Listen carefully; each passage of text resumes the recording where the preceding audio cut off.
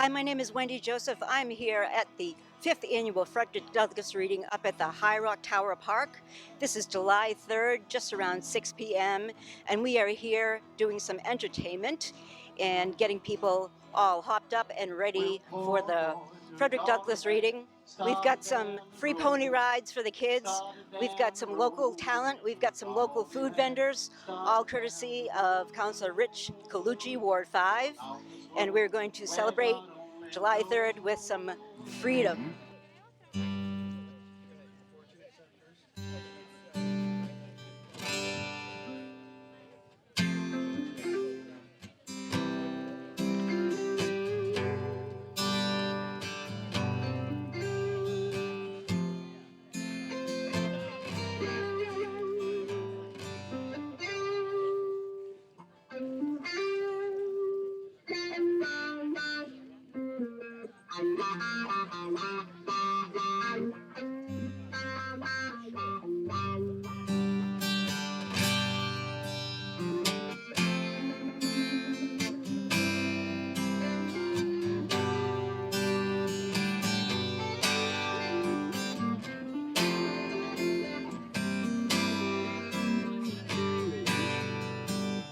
Some folks are born made to wave the flag. Oh, they're red, white, and blue. When the band plays hail to the chief, oh, they point the cannon right at you. But it ain't me, babe. It ain't me, babe. I ain't no senator's son, y'all. It ain't me, babe. It ain't me, babe. I ain't no fortunate one.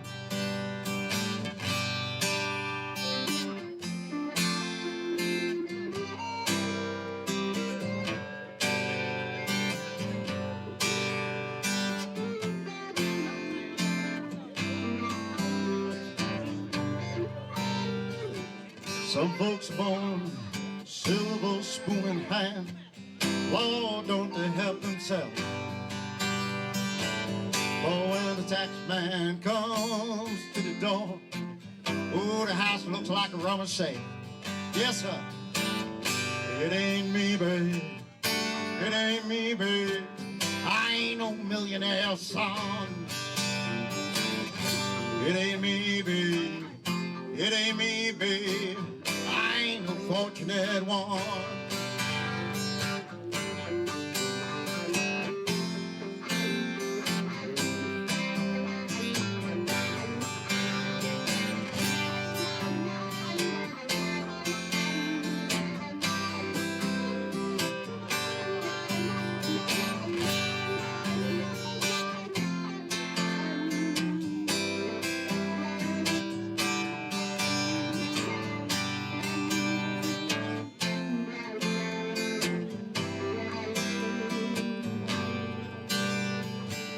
Some folks inherit star-spangled lives. Oh, they're singing down the wall. When you ask them, how much should we give? Oh, they only answer, more, more. It ain't me, babe. It ain't me, babe. I ain't no military son, y'all. It ain't me, babe. It ain't me, babe. I ain't no fortunate one, y'all. It ain't me, babe.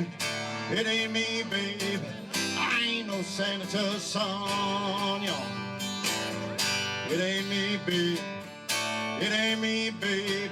I ain't no fortunate one.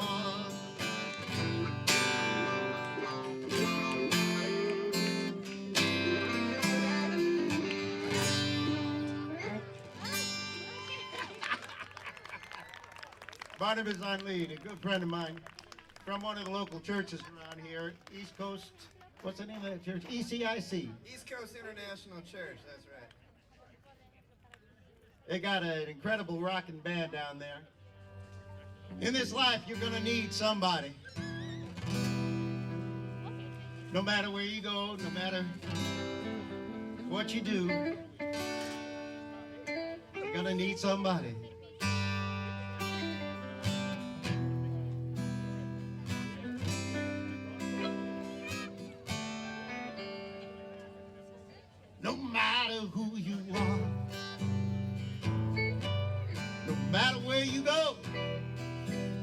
your life, at some point, you're gonna need somebody.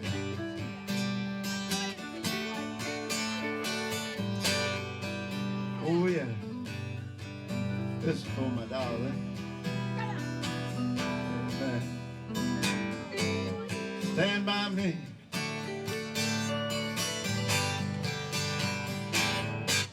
No matter who you are, no matter where you go in your life, you're gonna need somebody standing by you.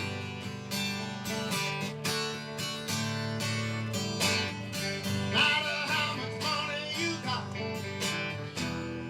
all the friends you got, you're gonna need somebody stand by you. When the night has come and the land is dark and the moon is the only light we see. Though you won't be afraid, I won't be afraid. Is that long as you stand by me. Darling, darling, stand by me. Oh, won't you stand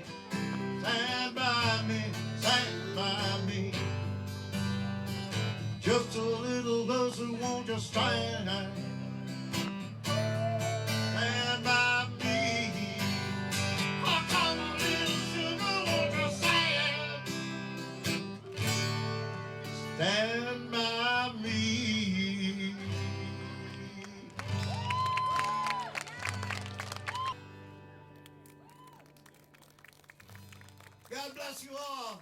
Freedom! Let's give him another round of applause. Thanks for coming, guys. We are very, very happy, and you're gonna help Ziamora set up. Okay. We are very, very happy. This year we have Ziamora Escobar. Let me know if I'm saying that wrong. Ziamora Escobar is filling in for Julio Baray, who cannot be with us this year, which is bumming me out. But she is singing 5 songs that she has for us, and I can't wait to hear her. And she is setting up as we speak. Yeah. Yes. Talk about something for 5 to 10 minutes.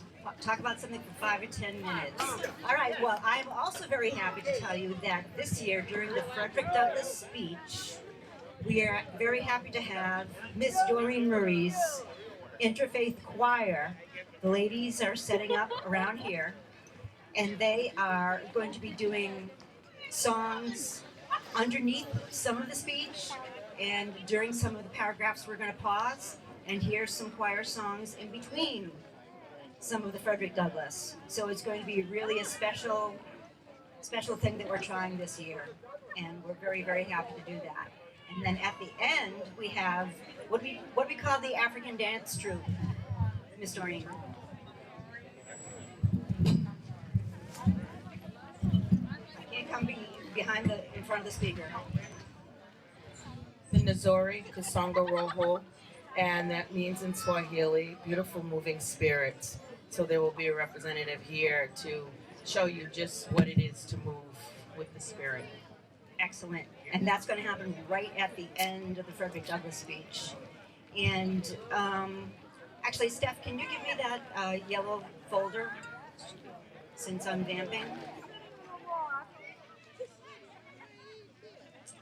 This is an old school song.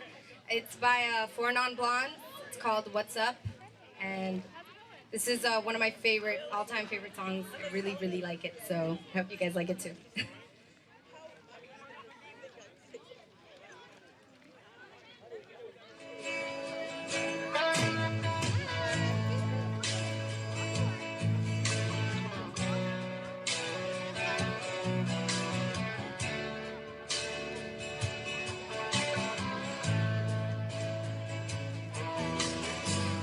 25 years of my life is still trying to get up that great big hill of hope for a destination. I realized quickly when I knew I should that the world was made up of this brotherhood of man, for whatever that means. And so I cry sometimes when I'm lying in bed just to get it all out what's in my head. And I'm feeling a little peculiar. And so I wake in the morning and I step outside and I take a deep breath and I get real high and I scream from the top of my lungs, what's going on? And I'll say, hey, yeah, yeah, yeah, hey, yeah, yeah. I said, hey, what's going on? And I'll say, hey, yeah, yeah, hey, yeah, yeah. I said, hey, what's going on? Ooh, ooh,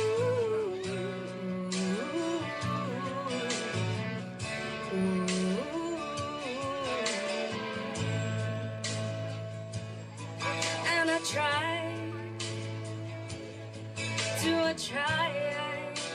try all the time in this institution,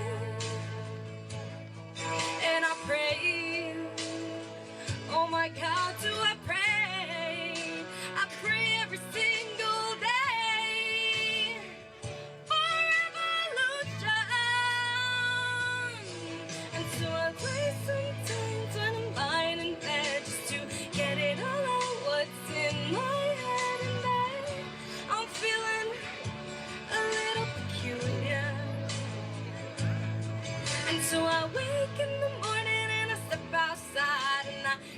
deep breath and I get real high and I scream from the top of my lungs, what's going on?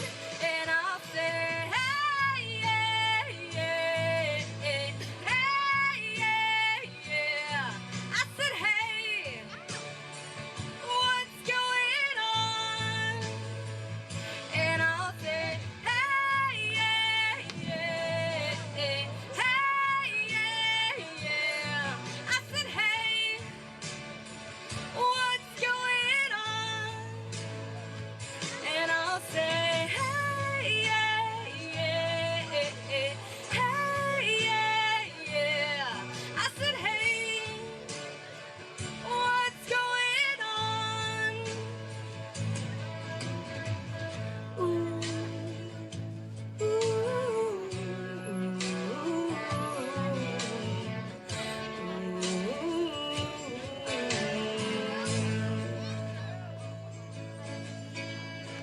25 years of my life is still trying to get up that great big hill of hope for a destination. Thank you.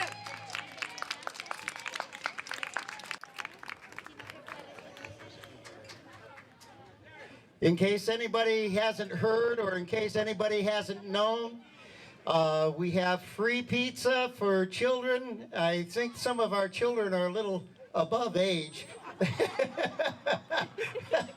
We seem to have children of all ages here. But we have free pizza for children and free juice drinks for children also.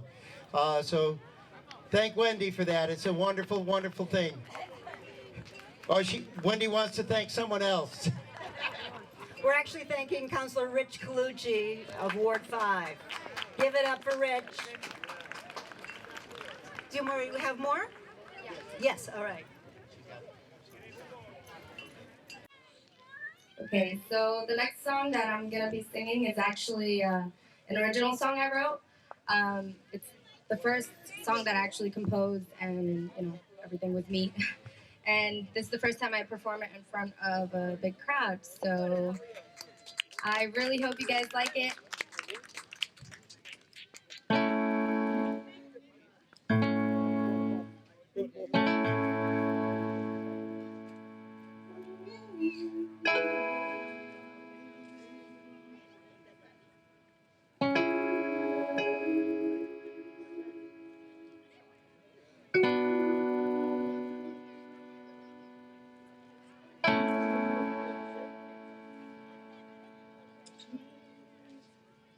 Okay, and the song is called Distant.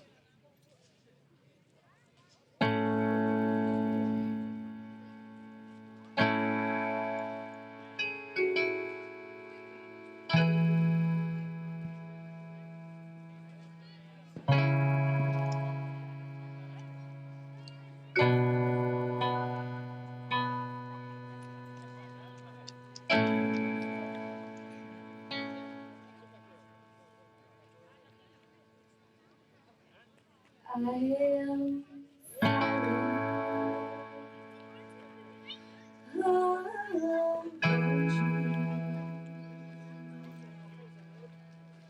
speechless unto me. I don't know myself around you. Embarrassed to live I'm forgetful, can't notice, as if there was no difference. It's complicated. I'm careless. I can't understand. I'm distant. But how can this be? Why am I so close?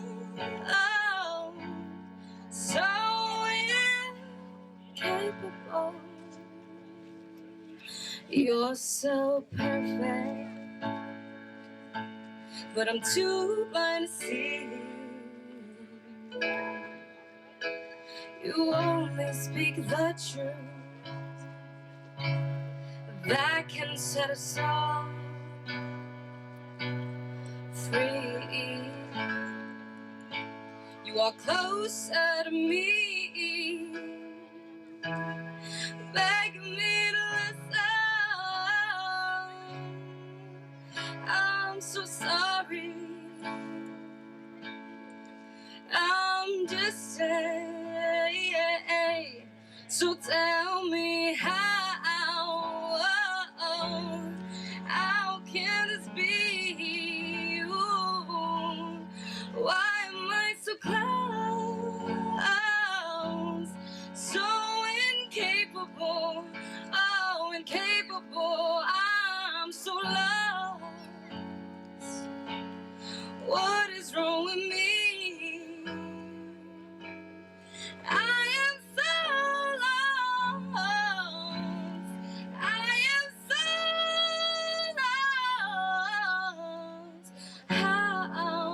lost. How can this be? Ooh, why am I so close? So incapable, incapable. I am silent around you, speechless and timid.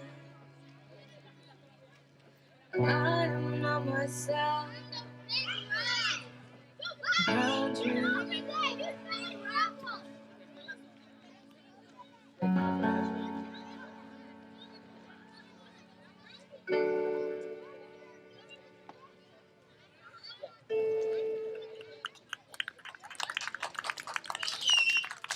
Thank you. Way that I feel when I'm alone with you. Heaven is at my feet. It's like I'm floating in the air with no one else here but you and me. And we're so in love. The main thing that you should know, I know no one else can feel my flow like you do. And for that, what I feel about you and the change you made in my life. Maybe one day we'll be husband and wife. Yes, the love that you've given to me is so amazing. I gave you my heart and soul. I know you wouldn't lie to me. You see, I love you for who you are, and only God can keep us apart. When I'm around you, I don't even care how my clothes look, not even about my hair. The only things on my mind are your beautiful eyes and your smile. Who you are to me, how you make me sing. I wanna wear your ring. The love that you give it to me is so amazing. And I gave you my heart and soul. Don't you lie to me. Don't lie to me. See, I love you for who you are, and only God can keep us apart. Don't. Thank you. Wait. I've been reminiscing from the very start, and I need you in my life. Bring happy tears to my eyes. I love the way you speak, even the way you think. You mean the world to me, 'cause you're my everything. Thank you. There we go. You know, encore. So, so I'd like to welcome my sister, Jar Touche. Thank you. This is just a poem that I find to be very inspiring. I hope it inspires you as well. Do not go gentle into that good night. Old age should burn and rave at close of day. Rage, rage against the dying of the light. Though wise men at their end know dark is right, because their words had forked no lightning, they do not go gentle into that good night. Good men the last wave by, crying how bright their frail deeds might have danced in a green bay. Rage, rage against the dying of the light. Wild men who caught and sang the sun in flight, and learned too late they grieved it on its way. Do not go gentle into that good night. Grave men near death who see with blinding sight, blind eyes could blaze like meteors and be gay. Rage, rage against the dying of the light. And you, my father, there on that sad height, curse, bless me now with your fierce tears, I pray. Do not go gentle into that good night. Rage, rage against the dying of the light. Anyone know who this is? Frederick Douglass. And this is the gentleman whose speech we are going to read this evening. Okay? I think you know that, and that's good that you know that. But who is this? Do you know who this is? I know not a lot of people know who this is. This is the Hutchinson family. And these are the people that used to own this park where we sit. And if you go over there, you will see what's left of their compound, kind of like the Kennedy's compound. They used to be very rich. And the Highlands is kind of, they were the first people to really build up the Highlands. And they were friends of Frederick Douglass back in the day. How are you? And they moved here in 1841. They moved to Lynn after unsuccessfully touring as a musical trio in New England. And in the fall of 1841, Frederick Douglass, as a fugitive slave, moved to Lynn. Do people know that Frederick Douglass actually lived in Lynn? And he actually wrote his first autobiography when he lived in Lynn. I didn't even know that either. The last line of his autobiography, his first autobiography, says, Lynn, Mass. In his third autobiography, The Life and Times, Douglass listed the Hutchinson family among the closest friends to whom he owed his success in life. If you can believe it, this group of white singers, and these people toured the country and got a lot of grief back in the 1840s for singing about abolitionists and about women's rights. They were way ahead of their time. And this guy in the middle, John Hutchinson, he was the last of the group, and he gave this park and this stone cottage to the city of Lynn for all the people to enjoy. So this is why we are here tonight. We're going to read a speech that Frederick Douglass gave, and he was actually great friends with these people who owned this park. So that's why we're here. At my boyhood home of High Rock Tower, or in that vicinity. I'm wearing a World War I uniform this year of Tsarist Russia, and those people also went to war to fight for something called independence, and they fought hard, and later on they fought against the evils of communism.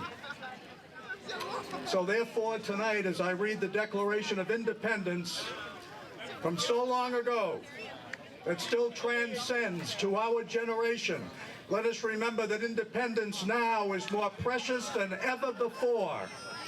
So I give to you the Declaration of Independence in Congress, July 4th, 1776.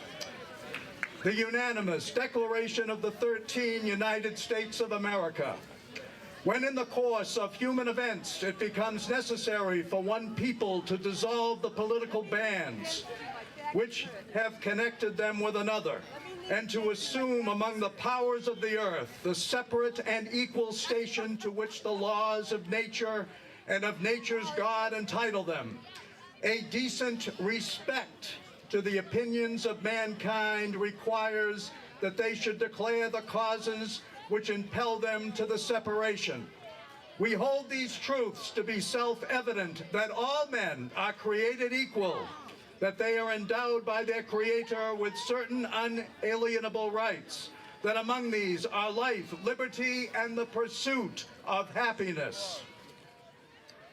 That to secure these rights, governments are instituted among men, deriving their just powers from the consent of the governed. That whenever any form of government becomes destructive of these ends, it is the right of the people to alter or to abolish it and to institute new government, laying its foundation on such principles that seem most likely to affect their safety and happiness.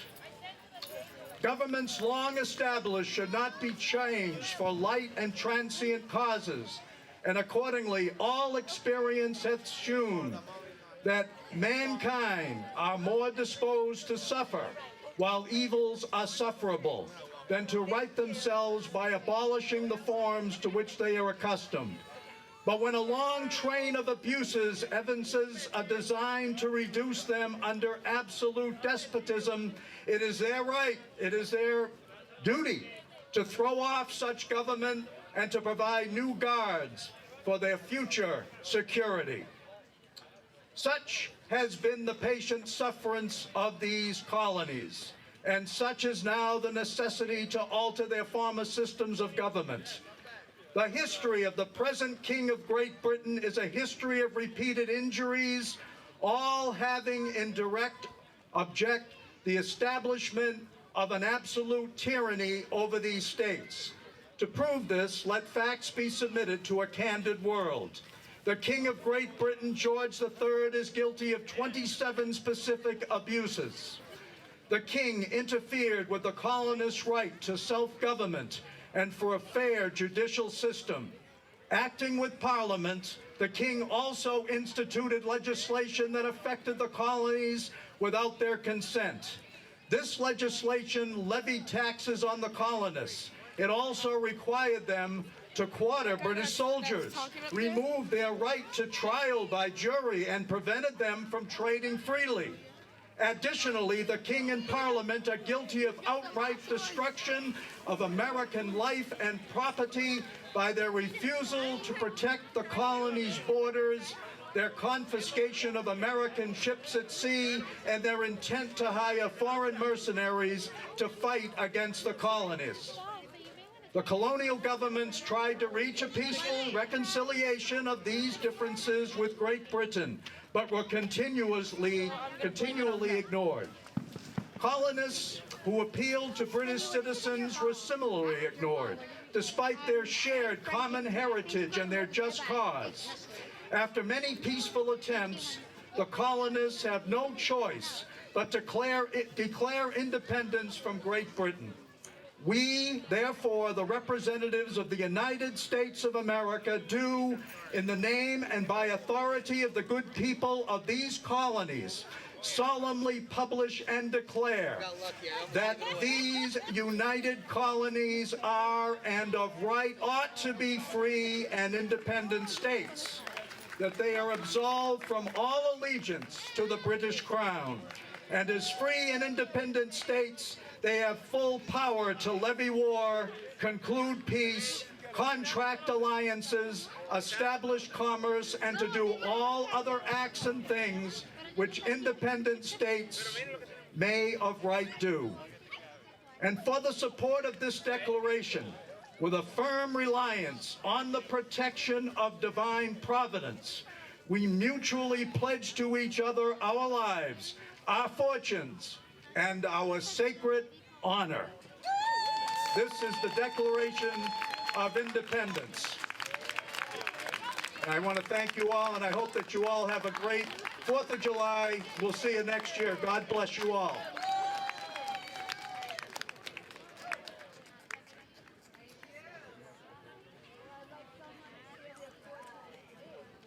And that is Mr. Dave Hill. Another round of applause.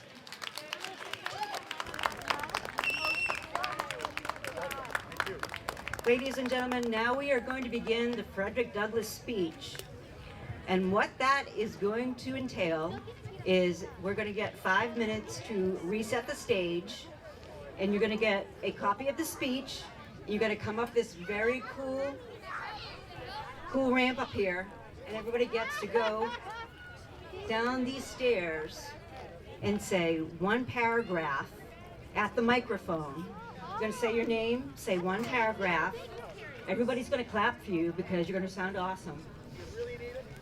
And then go down, and then you come up around because you're going to want to do another paragraph because it's going to be so great. So please bear with me. I lost my voice over the weekend. But my name is Hong Net, and I'm going to read the first paragraph.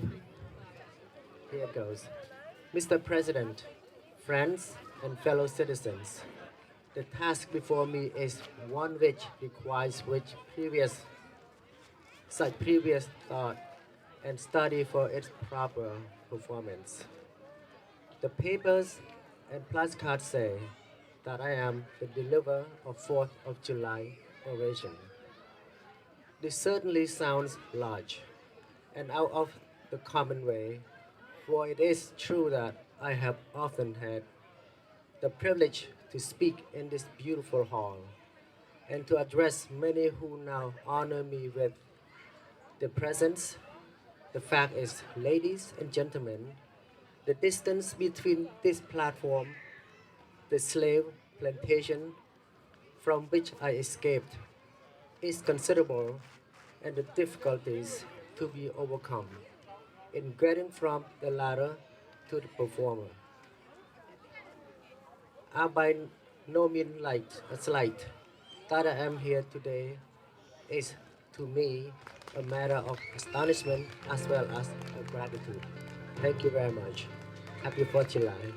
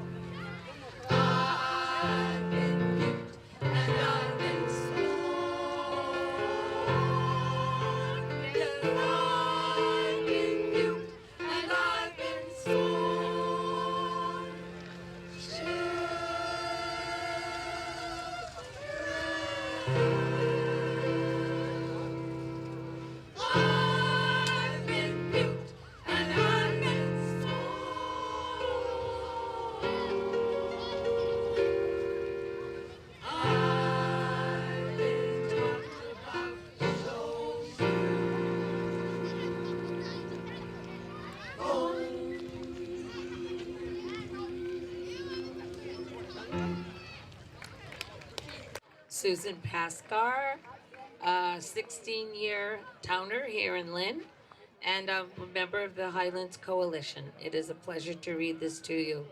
This, for the purpose of this celebration, is the 4th of July.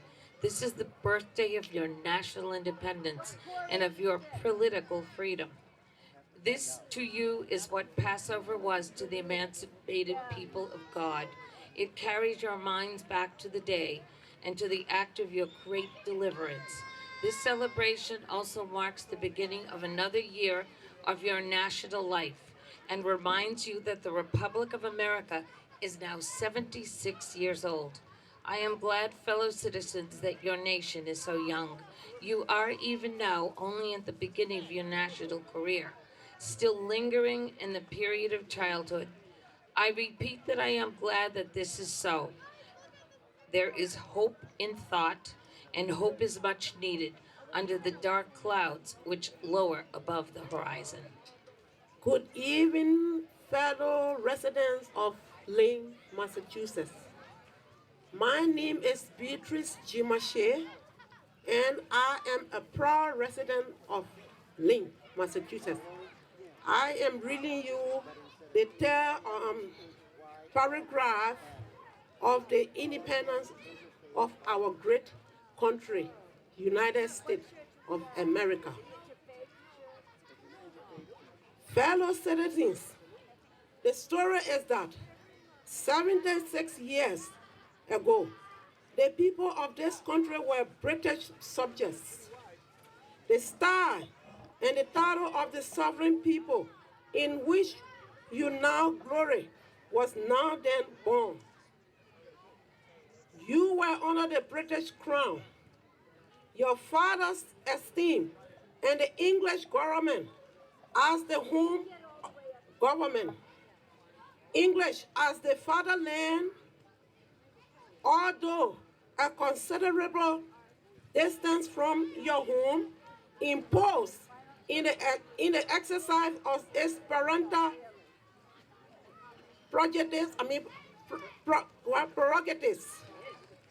upon its colonial children, such restraints, burdens, and limitations as,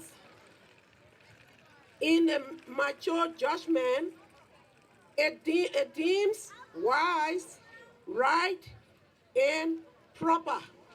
Thanks for listening to me, and may the Lord bless you all. And I want to tell you thanks for coming here today. Are you having a great day? Woo!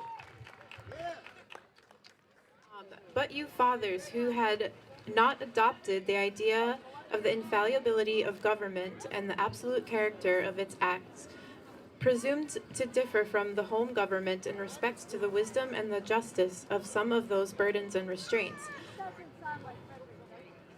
They went so far as to pronounce the measure of government unjust, unreasonable, and oppressive, and although such as ought not to be quietly submitted to, I scarcely need say, fellow citizens, that my opinion of those measures fully accords with that of our fathers.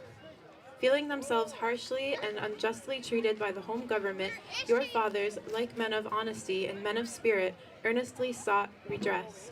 They petitioned and remonstrated. They did so in a decorous, respectful, and loyal manner. This, however, did not answer the purpose. They saw themselves treated with sovereign indifference, coldness, and scorn. Hello, my name is Andrea Munoz, and I am going to be reading paragraph number 5. Oppression makes a wise man mad. Your fathers became restive under this treatment. They felt themselves the victims of grievous wrongs, wholly incurable in their colonial capacity. With brave men, there is always a remedy for oppression. Just here, the idea of a total separation of the colonies from the crown was born. It was a startling idea, much more so than we at the distance of time regarded. The timid and the prudent of that day were, of course, shocked and alarmed by it. Their opposition to the then dangerous thought was earnest and powerful, but amid all their terror and affrighted vociferations against it, the alarming and A revolutionary idea moved on and the country with it. Thank you. Hello, my name is Maximilian McFarland, and I'll be reading paragraph number 6. On the 2nd of July, 1776, the old Continental Congress, on the dismay of lovers of ease and the worshippers of properties, quaffed that dreadful idea that with all the authority of national sanction, that they did so form of a resolution. We seldom hit upon resolutions drawn up in our day whose transparency is all equal. It resolved that these united colonies are and of right ought to be free and independent states, that they are absolved from all allegiance to the British Crown. Good evening, my name is Eliud Alcala, and I will be reading number 7. Citizens, your father made a good resolution. They succeeded, and today you reap the fruits of your success. The freedom gained is yours, and you, therefore, may properly celebrate this anniversary. The 4th of July is the first great fact in your nation's history, the very ring bolt in the change of your yet undeveloped destiny. Hello, my name is Ricky Lee Johnson. Fellow citizens, I am not wanting in respect for the fathers of this republic. The signers of the Declaration of Independence were brave men. I cannot contemplate their great deeds with less than admiration. They were statesmen, patriots, and heroes, and for the good they did, and all the principles they contended for, I will unite with you to honor their memory. Thank you. Hello, my name is Kim, and I'm reading paragraph number 9.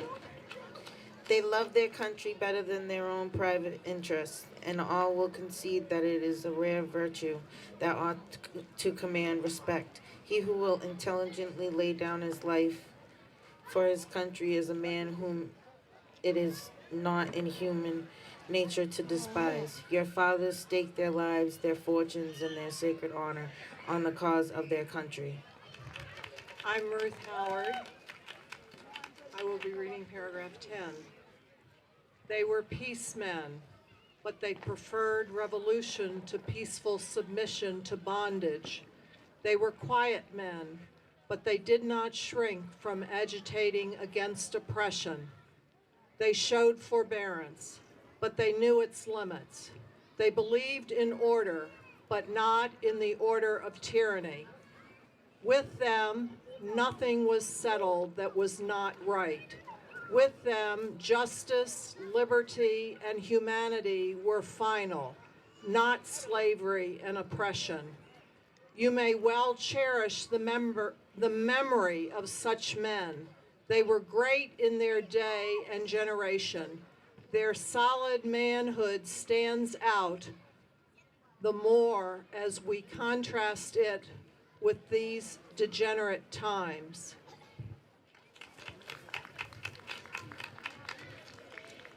Isabel Van Merlin. How circumspect, exact, and proportionate were all their movements. How unlike the politicians of an hour. Their statesmanship looked beyond the passing moment and stretched away in strength into the distant future. Fully appreciating the hardship to be encountered, firmly believing in the right of their cause, wisely measuring the terrible odds against them. Your fathers, the fathers of this republic, laid the cornerstone of the national superstructure, which has risen and still rises in grandeur around you. Of this fundamental work, this day is the anniversary.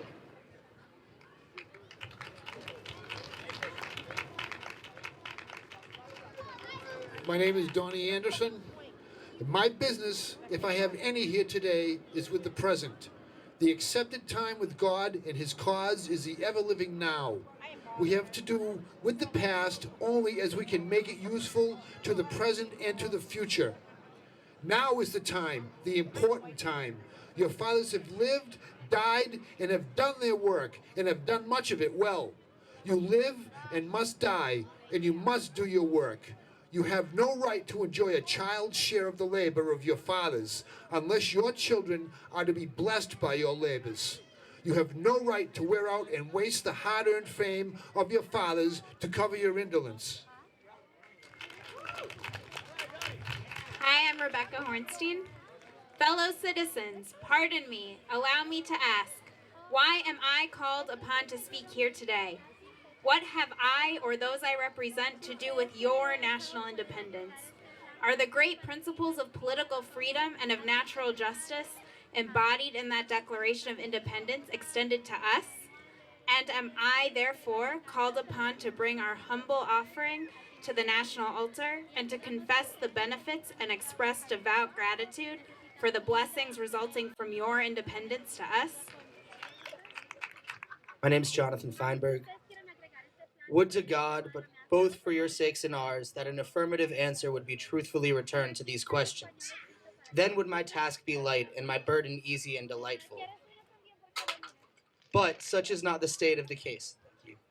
I say it with a sad sense of the disparity between us. I am not included within the pale of this glorious anniversary. Your high independence only reveals the immeasurable distance between us. My name is Dave. The blessings in which you this day rejoice are not enjoyed in common. The rich inheritance of justice, liberty, prosperity, and independence bequeathed by your fathers is shared by you, not by me. The sunlight that brought life and healing to you has brought stripes and death to me. The 4th of July is yours, not mine. You may rejoice, I must mourn. To drag a man in fetters into the grand illuminated temple of liberty and call upon him to join you in joyous anthems were inhuman mockery and sacrilegious irony. Do you mean, citizens, to mock me by asking me to speak today? Fellow citizens, above your national tumultuous joy, I hear the mournful wail of millions, whose chains, heavy and grievous yesterday, are today rendered more intolerable by the jubilee shouts that reach them. Hello again, my name is Beatrice Shea. I am reading the 17th paragraph of the Independence Day. Well, I just want to say, my fellow citizens, well wishers, and also all my fellow residents. I stand before you today as a proud woman that came from Africa to come here to make a living. And I just want to tell America, thanks so much for welcoming us from all different sorts of land to come here and make our living. I am so proud, and I just want to tell all Americans for welcoming me in this great United States, the land of opportunity. I stand here now to read you the 17th voice of the Declaration. Now I say, my subject, my fellow citizens, is America's slavery. I shall see this day from the slave's point of view. Standing here, identify with the American-born man, making his wrongs mine. I do not hesitate to declare with all my soul that the character and the conduct of this nation never look blacker to me than on this 4th of July, whether we turn to the declarations of the past or to the professions of the present. The conduct of the nation seems especially hideous and revolting. America is false to the past, false to the present, and solemnly binds himself to be false to the future. Well, Hello, I'm Jar. Standing with God and the crushed and bleeding slave on this occasion, I will, in the name of humanity, which is outraged, in the name of liberty, which is fettered, in the name of the Constitution and the Bible, which are disregarded and trampled upon, dare to call in question and to denounce. With all the emphasis I can command, everything that serves to perpetuate slavery, the great sin and shame of America. I will not equivocate, I will not excuse, I will use the severest language I can command, and yet not one word shall escape me that any man whose judgment is not blinded by prejudice, or who is not at heart a slaveholder, shall not confess to be right and just. Okay, I just want to say I love Frederick Douglass. He was a black American slave, and he had seen so much brutality. And if you want to know a man who overcame the odds, you ought to read his story 3 or 4 times. Because now he's saying, good for white America in the 1770s, but that's not the way black men were treated. So he goes on to say, must I undertake to prove that a slave is a man? Because white America or the South didn't know that at the time. They thought they were cattle. The slaveholders themselves acknowledge it in enactments of the law for their government. So don't they look peachy clean and squeaky clean while they're doing it for themselves? They, they acknowledge it when they punish disobedience on the part of the slave. But, you know, a white man would say, what is your problem to each other? They wouldn't crack each other or enslave them because they disobeyed a command. They'd say, what? Who do you think you're talking to? All right, well, anyway, let me finish up here.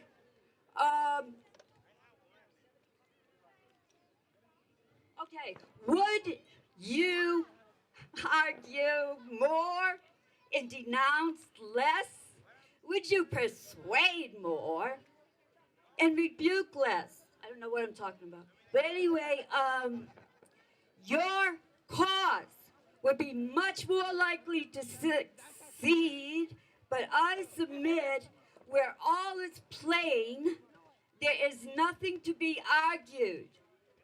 What point? Oh, this don't make no sense to me.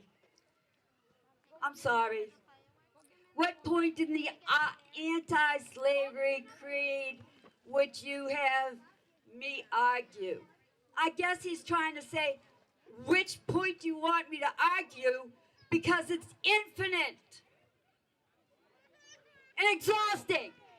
What black Americans went through, they built this country with their blood, sweat, and their tears, and everyone thanked black Americans for opening up the doors for all nationalities to come into this country. Amen. Yes, you can. You want to say something else? I wanted to say before I continue reading, I'm looking out at the crowd, and this is the country I am proud I grew up in. I was a child of the 60s. I remember the first time in the 50s that I saw people down south getting beaten and hosed. And my grandfather, who came from Europe, from a country called Latvia, from the time I was little, said, you do not judge a person by their color, by their beliefs, or anything else. You embrace them as part of humanity. And when the church was burned and those people died down south, it angered me, it saddened me deeply. Let's all join hands together, forget our differences, and remember we're all Americans, all part of the human family. And whatever comes here to try to destroy us, we need to be strong and totally together to keep it out and to fight it and to stay free. Amen. Okay, here we go. Must I undertake to prove that the slave is a man? The slaveholders themselves acknowledge it in the enactment of laws for the government. They acknowledge it when they punish disobedience on the part of the slave. There are 72 crimes in the state of Virginia which, if committed by a black man, subject him to punishment of death, while only 2 of the same crimes will subject the white man to like punishment. What is this but the acknowledgement that the slave is a moral, intellectual, and responsible being? Southern statute books are covered with enactments forbidding, under severe fines and penalties, the teaching of the slave to read or write. That was an abomination, I say to me. And you, when you can point to any such laws in reference to the beasts of the field, then I may consent to argue the manhood of the slave. When the dogs in your streets, when the fowls of the air, when the cattle on your hills, when the fish of the sea and the reptiles that crawl shall be unable to distinguish the slave from a brute, then will I argue with you that the slave is a man. Susie. Hi, my name is Donnie. For the present, it is enough to affirm the equal manhood of the Negro race.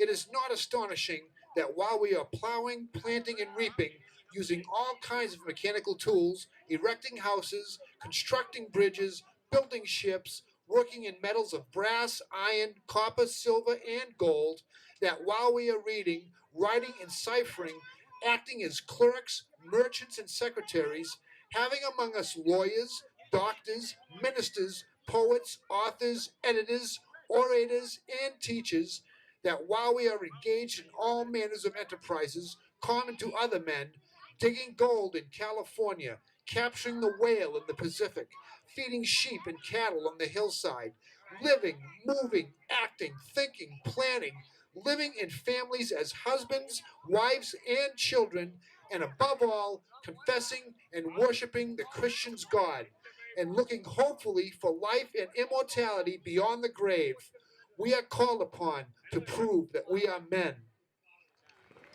Hi, I'm Michael Oak.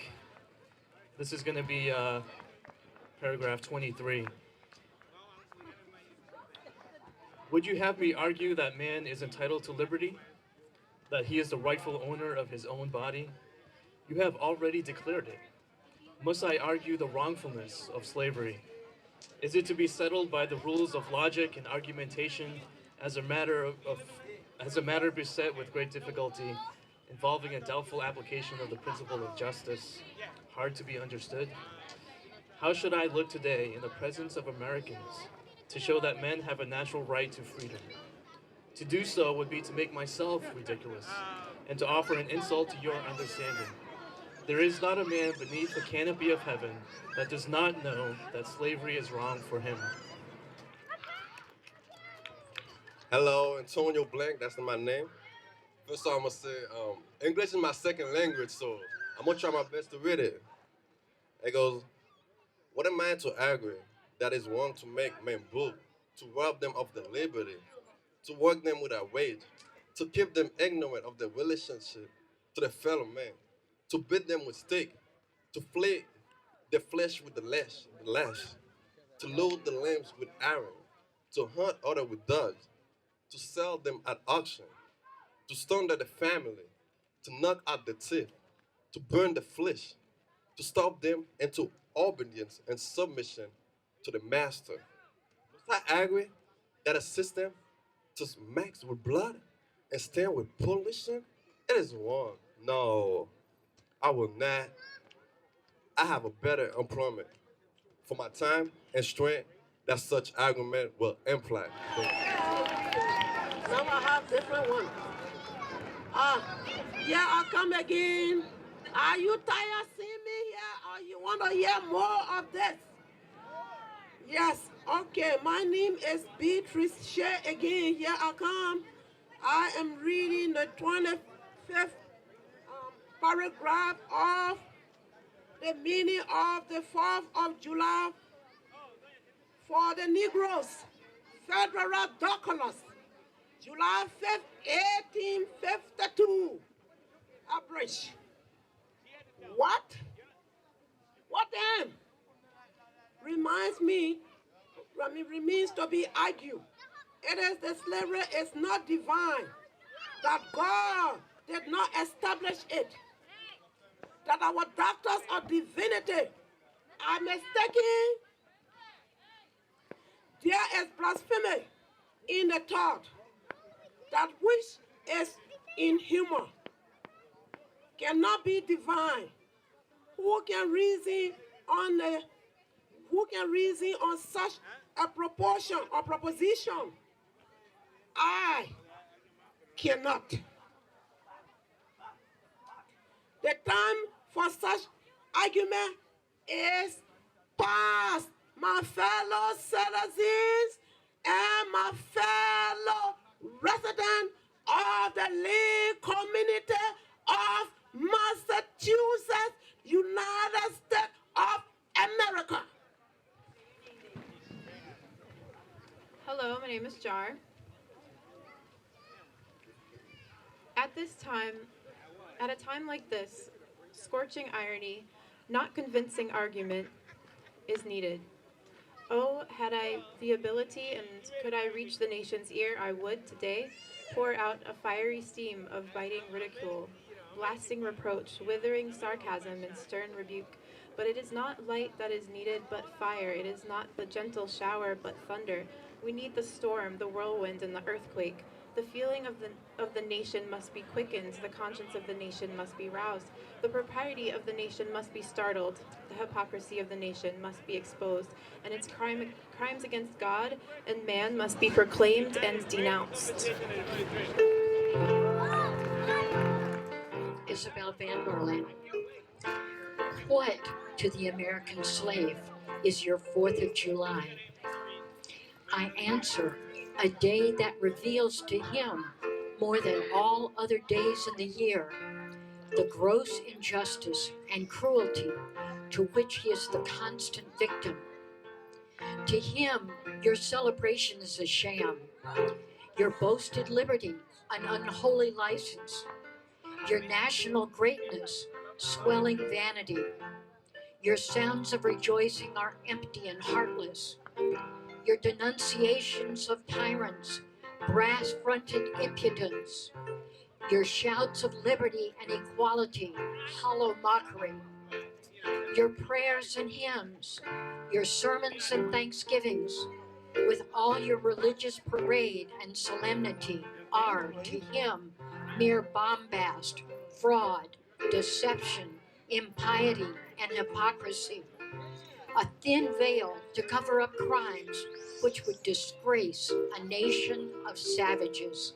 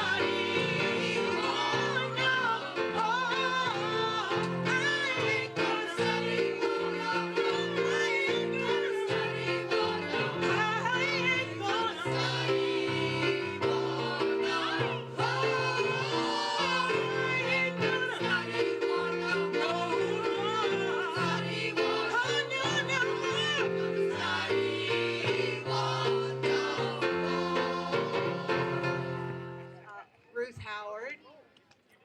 paragraph 28.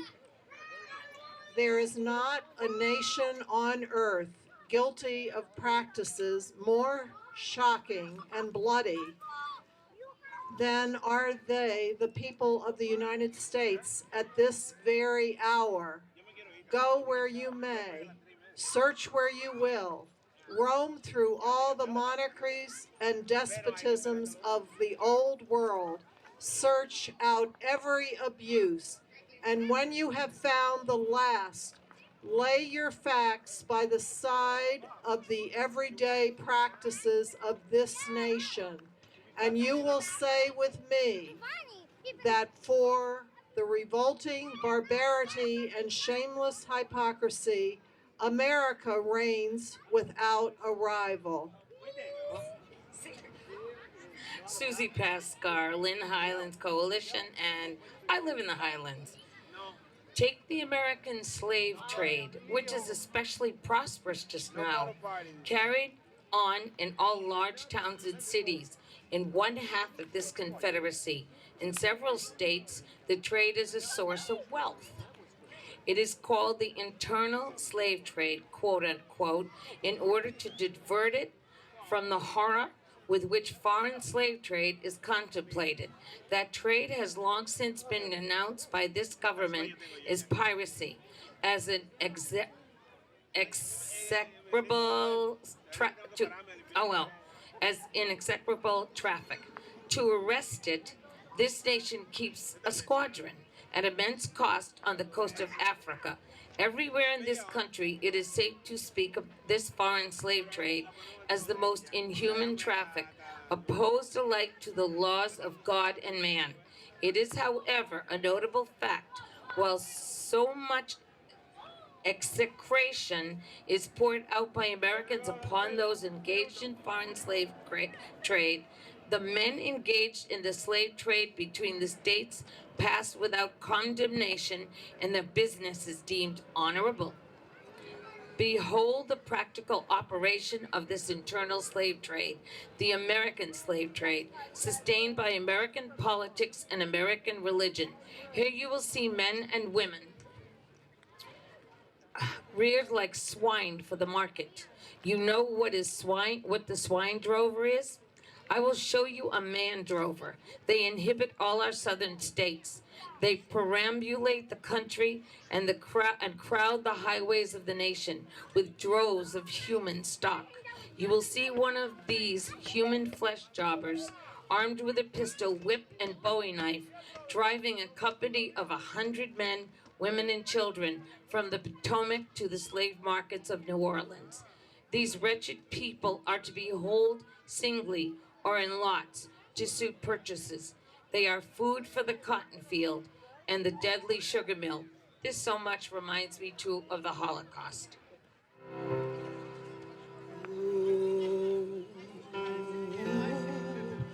Freedom. Oh, freedom.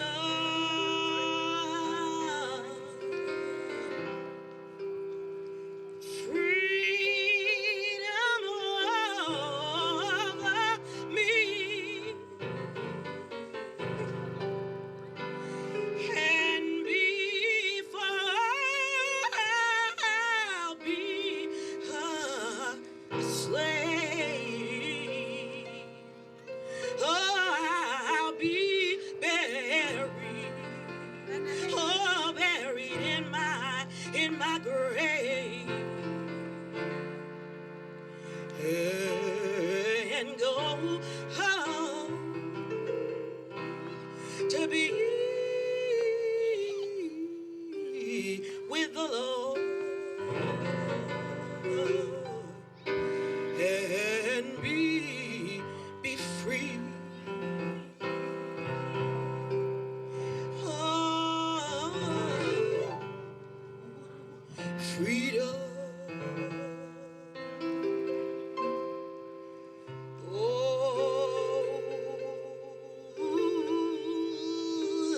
Our freedom,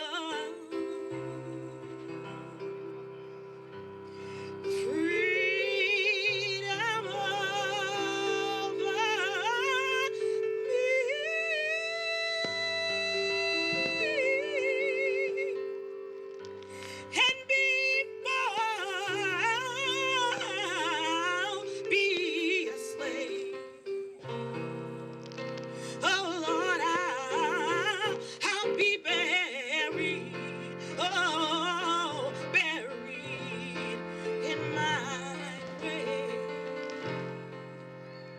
I just wanna go home to be with the Lord.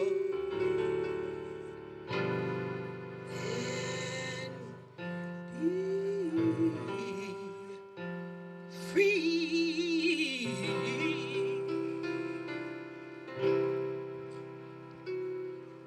1 2 1 2. Peace. Right in the front. Mark the sad procession as it moves warily along, and the inhuman wretch who drives them. Hear his savage yells, his blood-chilling oaths, as he hurries on his affrighted captives. There, see the old man, with locks thinned and gray. Cast one glance, if you please, upon that young mother, whose shoulders are bare to the scorching sun. Her briny tears falling on the brow of the baby in her arms. See, too, that girl of 13, weeping, yes, weeping, as she thinks of the mother from whom she has been torn. The drove moves tardily. Heat and sorrow have nearly consumed their strength. Suddenly you hear a quick snap, like the discharge of a rifle. The fetters clank and the chain rattles simultaneously. Your ears are saluted with a scream that seems to have torn its way to the center of your soul. The crack you heard was the sound of a slave wail. The scream you heard was from the woman you saw with that baby. Her speed had faltered under the weight of her child and her chains. That gash on her shoulder tells her to move on. I am free. Praise the Lord. I'm free. No longer bound. No more chains holding me. My soul is resting. It's just a blessing. It's just a blessing. Praise the Lord. Hallelujah. I'm free.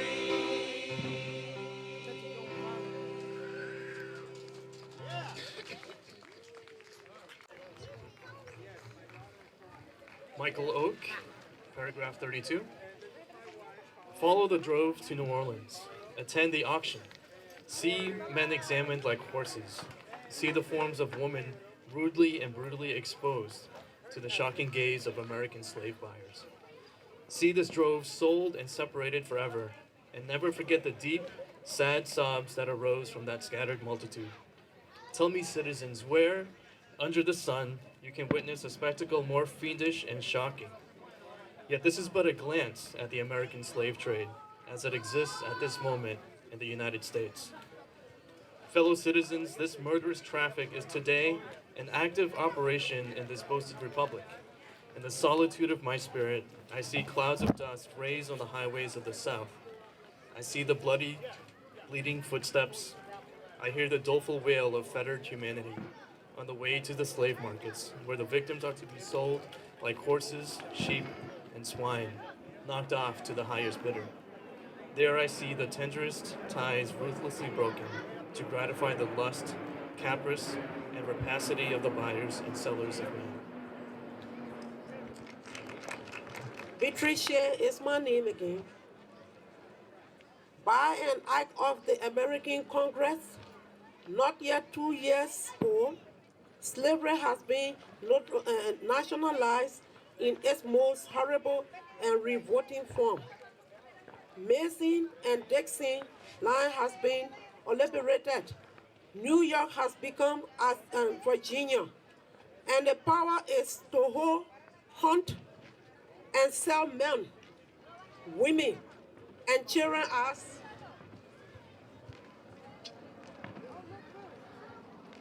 slaves. Remain no longer a moral state institution, but is now an institution of the whole United States. Isabel Van Merlin. The power is coextensive with the Star-Spangled Banner and American Christianity. Where these go, may also go the merciless slave hunter. Where these are, man is not sacred. He is a bird for the sportsman's gun.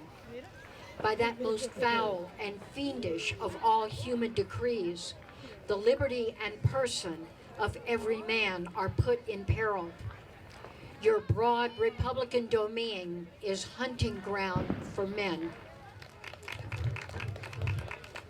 Your lawmakers have commanded all good citizens to engage in this hellish sport. Your president, your secretary of state, enforces as a duty to your own to your free and glorious country and to your God that you do this accursed thing.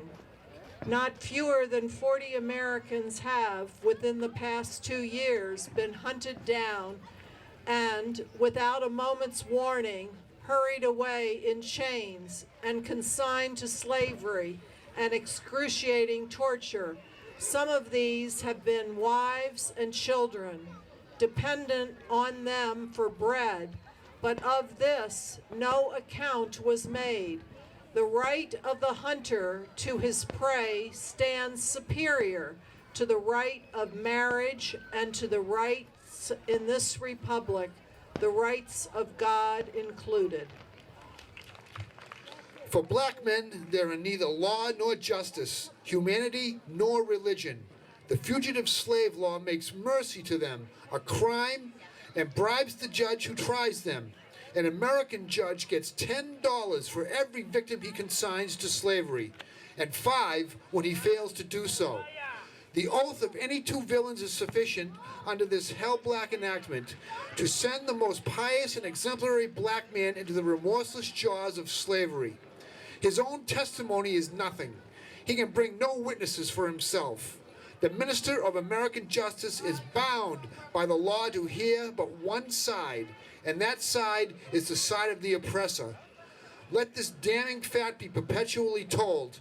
Let it be thundered around the world that in tyrant-killing, king-hating, people-loving, democratic, Christian America, the seats of justice are filled with judges who hold their offices under an open and palpable bribe and are bound in deciding in the case of a man's liberty to hear only his accusers. Arita Hereford. Thanks. In glaring violation of justice, in shameless disregard of the forms of administering law, in the cunning arrangement to entrap the defenseless, and in diabolical intent, this fugitive slave law stands alone in the annals of tyrannical legislation. Americans, your republic politics, not less than your Republican religion, are flagrantly inconsistent. Your boast of your love of liberty, your superior civilization, and your pure Christianity, while the whole political power of the nation is solemnly pledged to your support and perpetuate the enslavement of the 3 millions of your countrymen. You hurl your anathemas at the crown-headed tyrants of Russia and Austria, the pride of yourselves, of your democratic institutions, while you yourself consent to be the mere tools and bodyguards of the tyrants of Virginia and Carolina. You invite to your shores fugitives of oppressions from abroad, honor them with banquets, greet them with ovations, cheer them, toast them, salute them, protect them, and pour out your money to them like water. But the fugitives from your own land and your advertise, hunt, arrest, shoot, and kill. Eden McLean. I'm his mom, Carly. Discourse eloquently on the dignity of labor, yet you sustain a system which is in its very sense casts a stigma upon labor. You can bear your bosom to the storm of British artillery to throw a threepenny tax on tea, and yet wring the last hard-earned farthing from the grasp of the black laborers of your country. You profess to believe that of one blood, God everywhere to love one. God made all nations of men to dwell on the face of all earth, and hath commanded all men everywhere to love one another, yet to notoriously hate and glory in your hatred all men whose skins are not colored like your own. Layla McLean, you declare before the world and are understood by the world to declare that you hold these truths to be self-evident, that all men are created equal and are endowed by their Creator with certain inalienable rights, and that among these are life, liberty, and the pursuit of happiness. And yet you hold securely in a bondage which, according to your own Thomas Jefferson, is worse than ages of that which your fathers rose in rebellion to oppose, a seventh part of inhabitants of your country. So, my name is Caleb McLean. Alright, so, fellow citizens, I will not enlarge further on your national inconsistencies. The existence of slavery in this country brands your republicanism as a sham, your humanity as a base pretense, and your Christianity as a lie. It destroys your moral power abroad. It corrupts your politicians at home. It saps the foundation of religion. It makes your name a hissing and by word to a mocking earth. Be warned, a horrible reptile is coiled up in your nation's bosom. The venomous creature is nursing at the tender breast of your youthful republic. For the love of God, tear away and fling from you the hideous monster, and let the weight of the 20 millions crush and destroy it forever.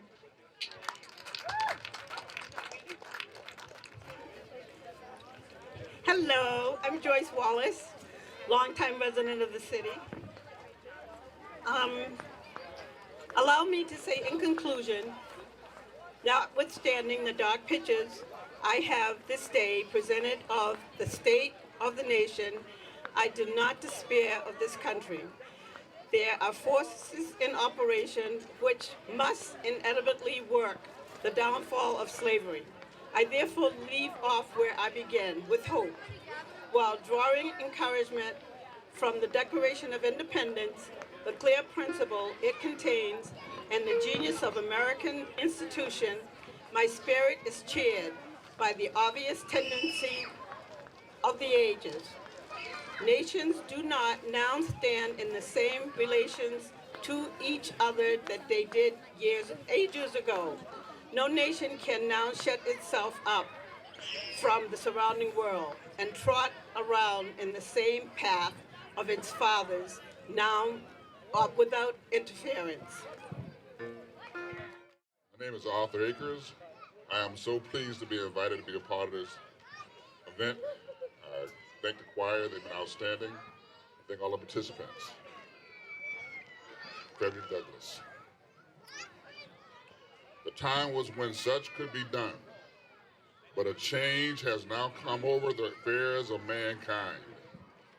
Walled cities and empires have become unfashionable. The arm of the commerce has gone away, the gates of the strong city. Intelligence is penetrating the darkness corners of the globe. Wind, steam, and lightning are the chartered agents. Oceans no longer divide, but link nations together. From Boston to London is now a holiday excursion. Space is comparably annihilated. Thoughts expressed on one side of the Atlantic are distinctly heard on the other. In fervent aspirations of William Lloyd Garrison, I say, and let every heart join in saying it, all Godspeed, all Godspeed, the day when human blood shall cease to flow. In every clime I understood the claims of human brotherhood, in each return for evil, good, not bow for bow. That day will come, all feuds to end, and change into a faithful friend each foe.